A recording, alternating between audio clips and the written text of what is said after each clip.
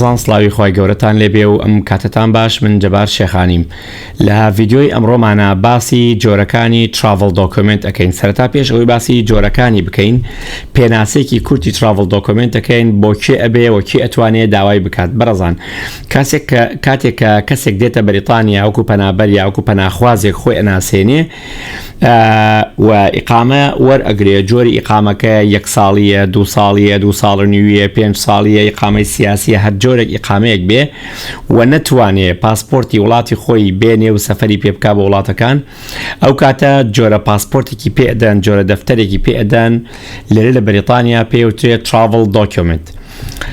جۆرەکانی تراڤڵ دۆکومنت ئەمە چەند جۆرێکمان هەیە لە ماڵپەڕی سەرەکی حکوومەتی بەریتانیا gov.uk هەمیشە بکەن بە ماڵپەڕی سەرەکی خۆتان لەوێ زانیاری تەواوی تێدایەکە جۆرەکانی تراڤڵ دۆکومنت چییە. ئەمەیان کە ئەبینی لێرە جۆری یەکەمە ڕیفیوجی تراڤڵ دۆکومنت باشە.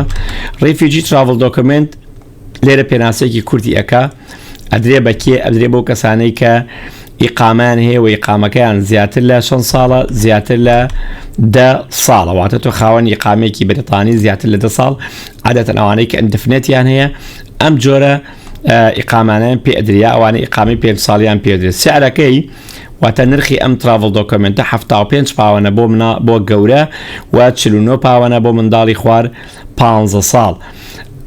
ئەوانەی کە لە ساڵی 1929 لەدایک بوون و بەدواوەمانە 75 پاوەندە.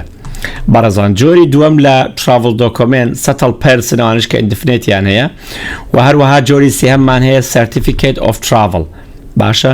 سەرتیفیکێت ئۆف تراڤڵ ئەدرێ بەوانەی کە جوابی HP-یان هەیە Human Rights Protection واتە جوابی ئینسانیان هەیە باشە یا جوابی کاتیان هەیە باشە. بۆ ئەمە لە خوارەوە نرخەکەی دیاری کراوە کە جیاوازە 280 پاوەنە بۆ گەورە 141 پاوەنە بۆ مناڵی خوار 15 ساڵۆک و لێرە ئەیبینی 280 پاوەنە بۆ گەورە و 141 پاوەنە بۆ مناڵی خوار 15 ساڵ. ئەمە پێوترێت سەرتیفیکێت ئۆف تراڤڵ.